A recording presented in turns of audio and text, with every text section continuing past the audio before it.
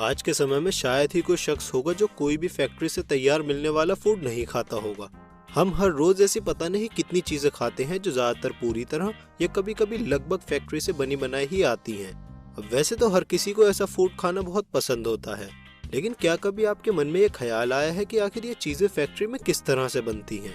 अगर आपका जवाब हाँ है तो आपने बिल्कुल सही वीडियो पर क्लिक किया है, क्योंकि दोस्तों आज की इस वीडियो में मैं आपको हमारी रोजमर्रा में खाई जाने वाली कुछ चीजों के बारे में बताऊंगा और साथ ही मैं आपको ये भी बताऊंगा कि वो फैक्ट्री में कैसे बनाई जाती हैं।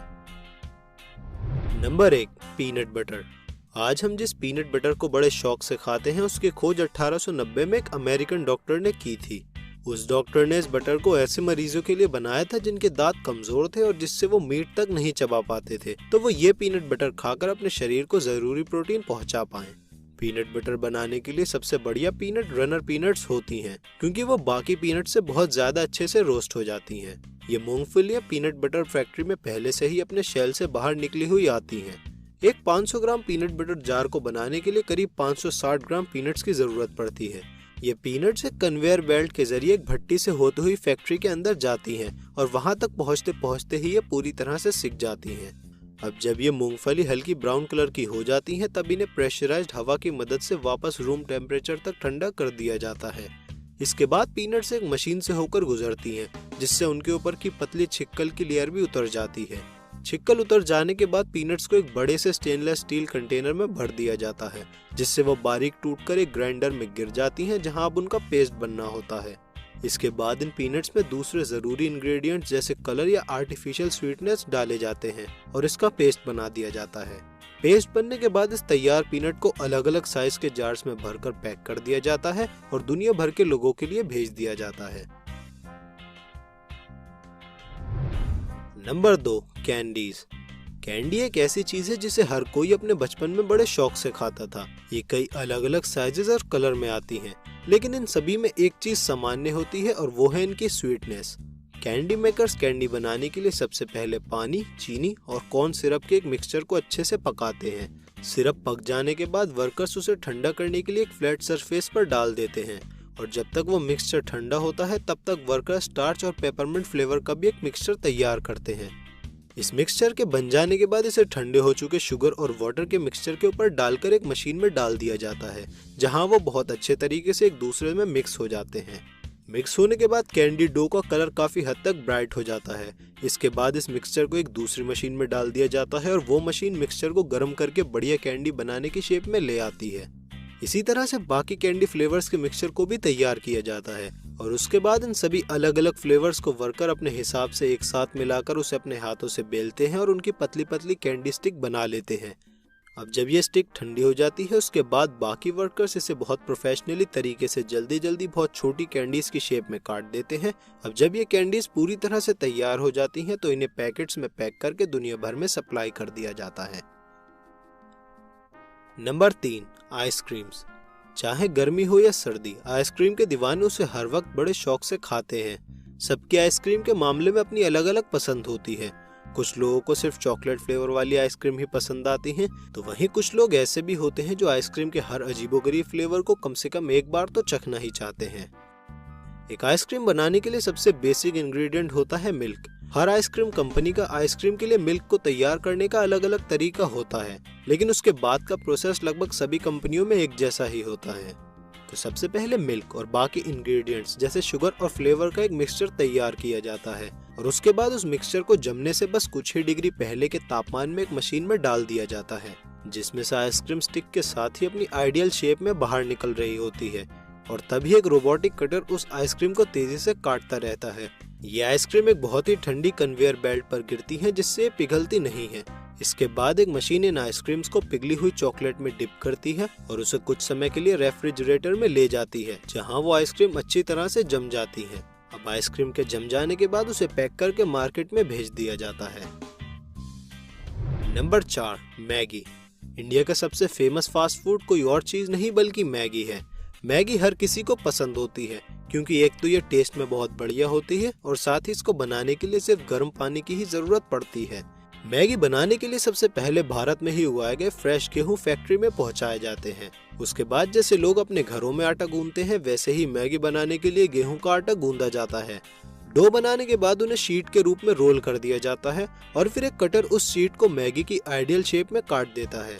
नूडल्स कट जाने के बाद उन्हें स्टीम दी जाती है और उन्हें एक मोल्ड में ठंडा होने के लिए डाल दिया जाता है। ठंडे होने के बाद नूडल्स को तेल में लगभग 80% कुक किया जाता है और फिर सभी एक्स्ट्रा ऑयल को नूडल्स पर से सुखाकर उन्हें पैक कर दिया जाता है। पैक होने के बाद मैगी नूडल्स को पूरे इंडिया के सभी शहरों में पहुंचा दिया जाता है और लोग इसे बड़े शौक से खाते हैं। नंबर 5, कुरकुरे।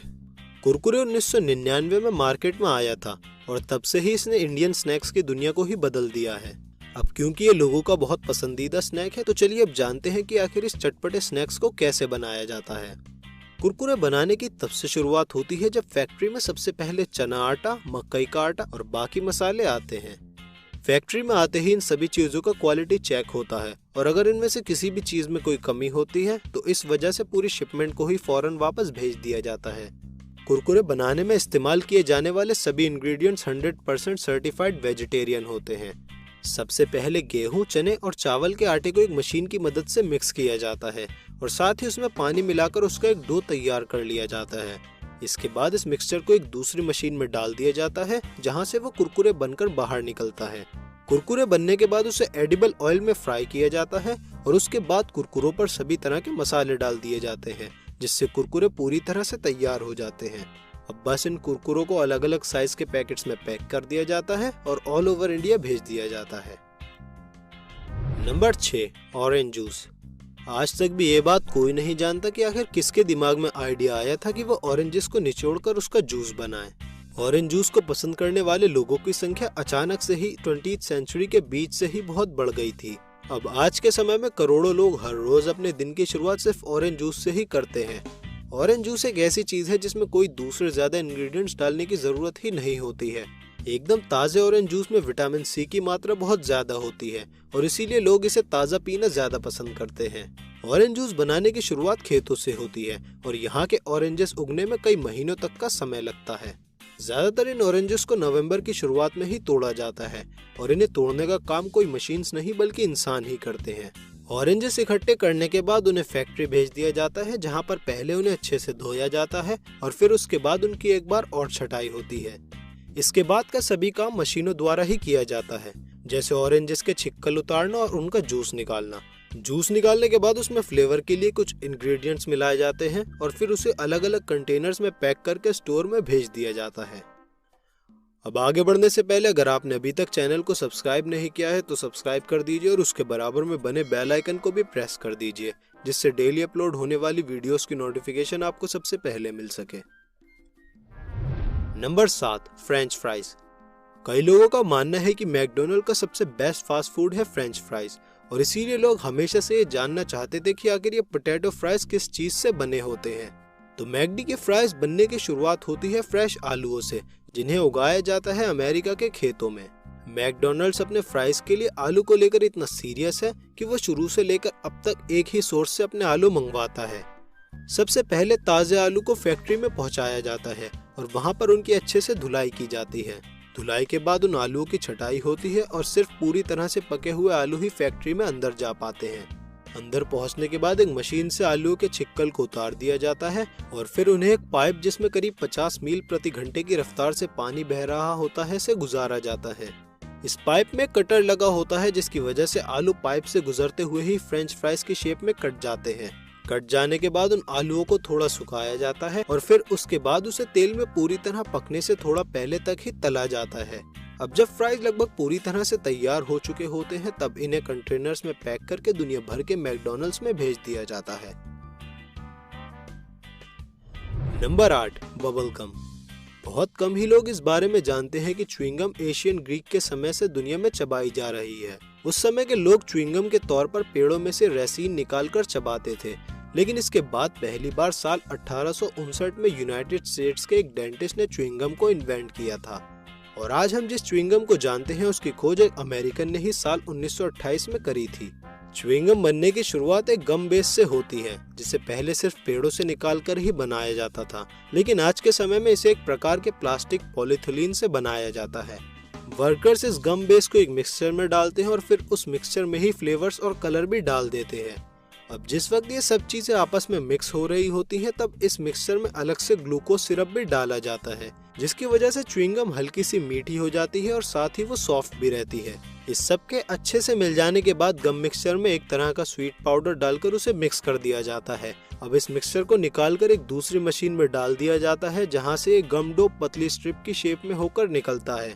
अब इस डो को एक कटर में से गुजारा जाता है और यहाँ से मार्केट में मिलने वाली एक्चुअल च्युइंगम की बराबर हो जाता है। अब बस इस स्ट्रिप को छोटे छोटे पीसेस में काटा जाता है और फिर इसे पैक करके स्टोर्स में भेज दिया जाता है। Number 9, KitKat. आपने अपनी जिंदगी में एक न एक बार किटकैट चॉकलेट तो जरूर खाई होगी, क्योंकि ज्यादातर ये सभी लोगों की मनपसंद चॉकलेट होती है। किटकैट को बनाने में 2 तरह की चॉकलेट का इस्तेमाल होता है, जिन्हें मेल्ट करके अच्छे से आपस में मिक्स कर दिया जाता है। अब बारी आती है वेफर्स की, जिन्हें बेक किया जाता है। ये ताजे गर्मा-गर्म वेफर्स कन्वेयर पर ही ठंडे हो जाते हैं। इन वेफर्स के ऊपर सैंडविच चॉकलेट की एक परत लगा दी जाती है, जिससे किटकैट को अपना यूनिक टेस्ट मिलता है। इन चॉकलेट्स में भीगे 3 वेफर्स को एक के ऊपर एक रख के उन्हें किटकैट की शेप में काटकर ठंडा होने के लिए छोड़ दिया जाता है। जब तक वेफर्स ठंडे होते हैं, तब तक किटकैट के मोल्ड्स में एक चॉकलेट की परत लगा दी जाती है। फिर उसके बाद ठंडे हो चुके वेफर्स को उन मोल्ड के ऊपर रख दिया जाता है और फिर उसके ऊपर एक चॉकलेट की एक और परत लगा दी जाती है। एक ब्रश किटकैट के ऊपर की एक्स्ट्रा चॉकलेट को खुद ही हटा देता है और उसके बाद किटकैट को ठंडा करके मोल्ड से निकाल दिया जाता है और फिर उसे पैक करके लोगों के खाने के लिए भी भेज दिया जाता है। Number 10, jam. वैसे तो जैम बहुत अलग अलग फ्रूट्स या फिर मिक्स फ्रूट का भी बनता है, लेकिन जो जैम दुनिया भर में सबसे ज्यादा पसंद किया जाता है वो है स्ट्रॉबेरी फ्लेवर जैम। इस जैम को बनाने के लिए सबसे पहले फार्म से फ्रेश स्ट्रॉबेरीज फैक्ट्री में आती हैं। उनके बाद उन स्ट्रॉबेरी को अच्छे से धोया जाता है, जिससे उसके ऊपर से सभी तरह के जर्म्स और गंदगी हट जाएं। धोने के बाद इन स्ट्रॉबेरीज को हाथों से छोटे छोटे टुकड़ों में काटा जाता है। जैम को बनाने के लिए लेमन जूस भी ऐड किया जाता है और ये जूस फैक्ट्री के वर्कर्स खुद अपने हाथों से ही निकालते हैं। लेमन जूस मिक्स करने के बाद इन स्ट्रॉबेरीज को एक बर्तन में शुगर के साथ पकने के लिए डाल दिया जाता है। इस मिक्सचर को तब तक पकाया जाता है जब तक शुगर की वजह से स्ट्रॉबेरी से गाढ़े लिक्विड की तरह नहीं हो जाती हैं।